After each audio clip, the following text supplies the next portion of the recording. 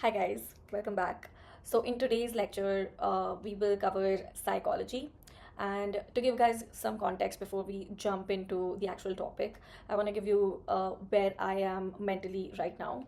I've been super anxious because of a lot of moving parts in my life right now, and I've also been. It's a very uncertain time, right? It's because I'm feeling like I've gone back to 2020 when I did not know what to do with my life and what the journey ahead for me would be. It was my last year of university, and I was still figuring out where I have to go and what I'll be doing, right? Like, I was just putting all my efforts into creating a life for myself. And I think when you are doing that very actively, you are stuck in this limbo of every day waking up not knowing what to do. Like, I because I don't have a structured program to follow, because I don't have a milestone that I'm chasing right now, or I don't have a promotion upcoming, or I have no grad school to go to, or any some when basically I don't have anything to look forward to.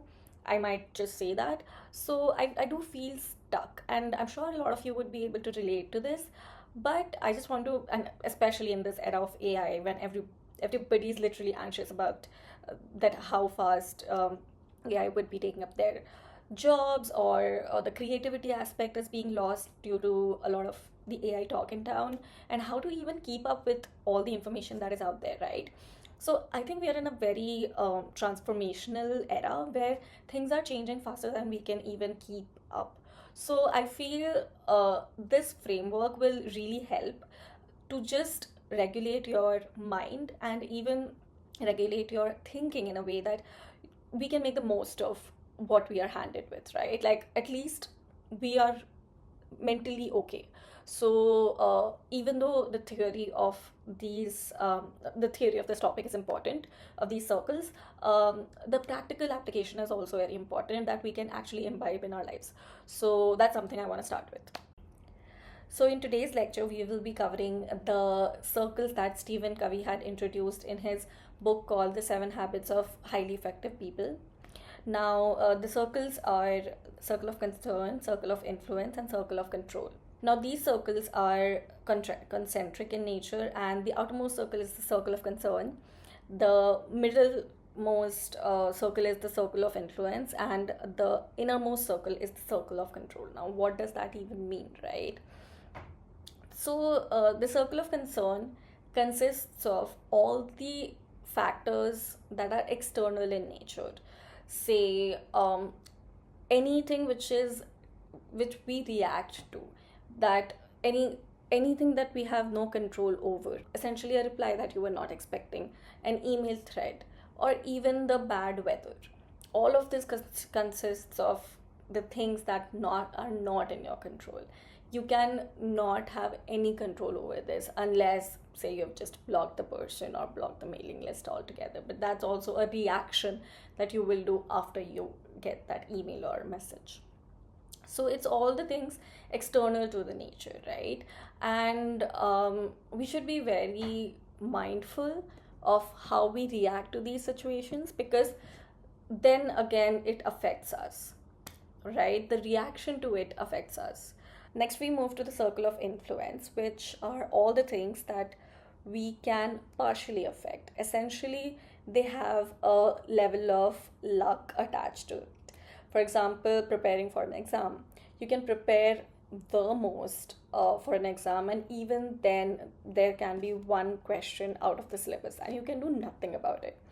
Even after you have studied everything, you never know how the papers are being checked, if there was a paper leak, just like the NEET recently, and you have to take a retest. So you can never bet on the outcome. But what you can take is, you can take control of the situation and prepare the most for the situation. You can prepare for the worst for this situation, right? Next, we move to the circle of control.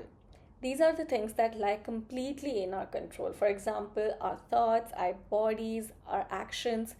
And one should strive to stick to this circle and focus on this circle the most, because once you start taking ownership of this circle and the constituents of this circle, I think there's no going back.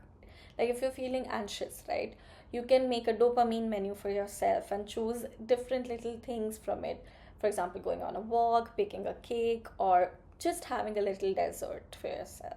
However, there are a lot of things that will affect us from the circle of concern or influence. However, our job is to not be affected by them. Like, we should have such control over our thoughts, mind, and body that we are not affected by it, and we should have like a zen attitude, and we are at a very neutral level. So that is what even Stephen advocated for, that the highly effective people focus on all the things that lie in the circle of control. You can only control that, and maybe the circle of influence to an extent. However, our main goal is to not get affected. Our main goal is to be zen. Say you appeared for a job interview, right, and you've cleared all the rounds, and you're just now waiting for an answer, final offer. How will the conversation go? And this period is super uncertain. It's the most uncertain and anxiety inducing period. And I am saying this from experience because I have experienced this time, and uh, time frame is like very, very anxiety inducing. So, what would you do? A reactive person will text the HR multiple times, be anxious all the time, just be cooped up in their room, or like just be waiting for someone, waiting for life to happen to them. However, you can be proactive in learning something new. You can read a book, you can do something with your hands, because a very dear friend of mine actually suggested that whenever you're anxious, you should do something with your hands, like painting, like drawing something, or being creative, right? You can't just be glued to your screen all the time.